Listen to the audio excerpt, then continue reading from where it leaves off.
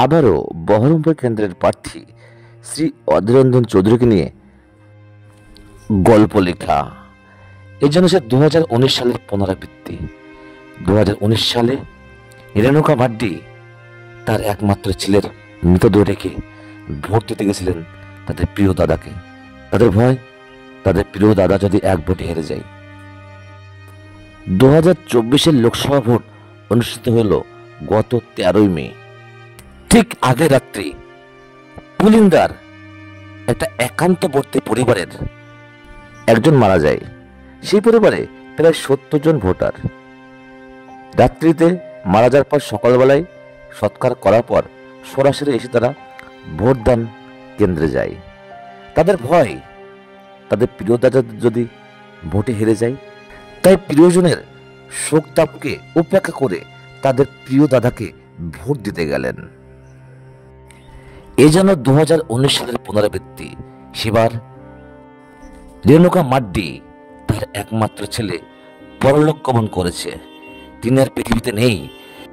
তার একমাত্র ছেলের মৃতদেহ রেখেই ভোট দিতে গেছিলেন তার প্রিয় দাদাকে।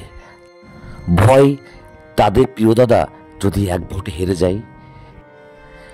তাই নিজের একমাত্র পুত্রের তার বুকের রক্ত, তার কলিজার মৃতদেহ রেখেই ভোট দিতে এসেছিলেন তাদের প্রিয় দাদাকে। এবং সেবার দাদা ভোটে জিতেও ছিলেন। পুলিন্দার এই খবর শুনে অধীর চৌধুরী তার চেনা মহিমায় ছুটে চললেন পুলিন্দার সেই পরিবারের সঙ্গে দেখা করতে। এটা তার অভ্যাস। মানুষ বিপদগ্রস্ত শোকার্ত পরিবারের সঙ্গে তার সহানুভূতি সব সময় একাত্ম হয়ে থাকে। দেখুন সেই ভিডিও।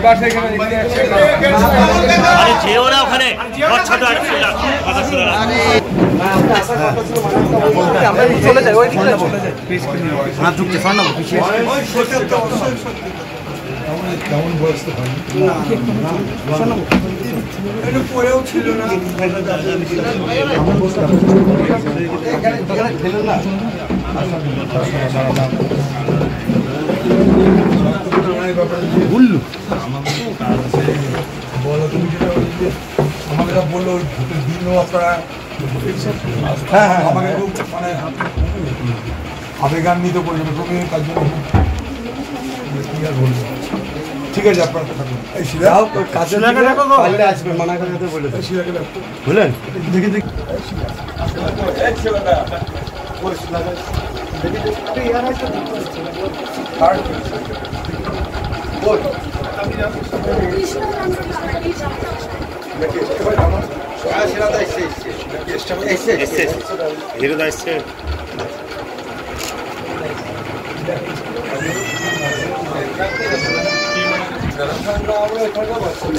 স্থায়ী বাসে দেখেছি।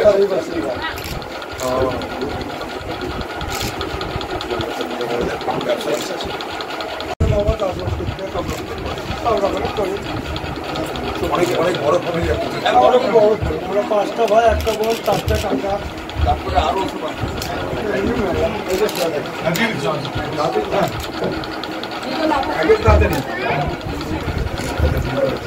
কবে সাধ্য হয়েছে? 23 তারিখ পাসপোর্ট জানার স্যার। ঠিক আছে, খারাপ ভেবেন না, আবেগে ছুটছে, খবর পাবো তো লোক আবেগে ছুটছে। তো মারা গেছে সেখানে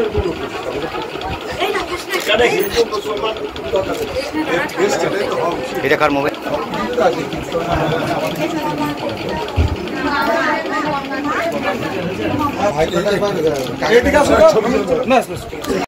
আমরা যেভাবে দিই সেভাবে দিয়েছি।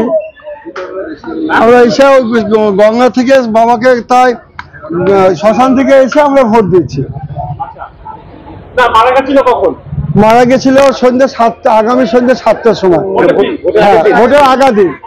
হ্যাঁ, দিয়ে সকাল 6টার সময় আমরা বাবাকে নিয়ে যাই শ্মশানে গঙ্গা দিয়ে বাড়ি এসেছি 10:30টার সময়।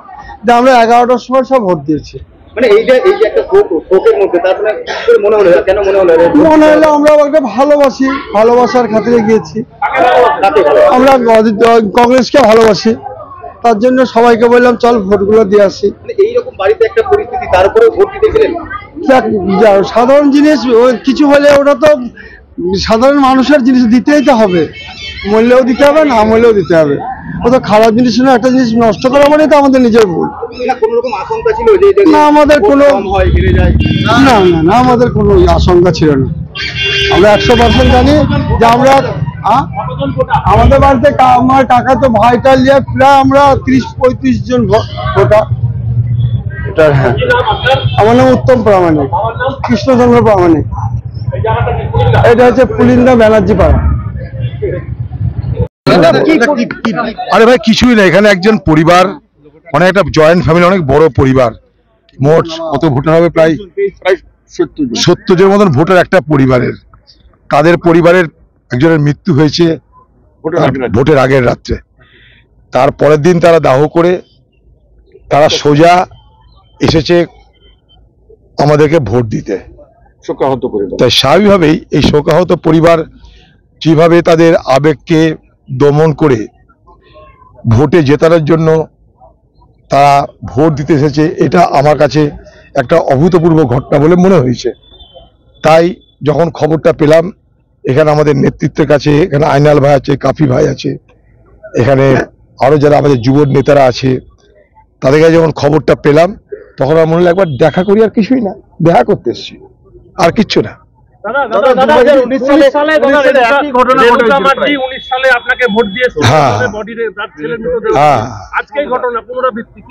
কিছু বলার নেই, এটা বললাম তো। কি এটা আমার কাছে একটা আবেগ মথিত হয়ে আমি এখানে এসেছি। একটা বড় পাওনা দাদা বলতে পারি। পাওনা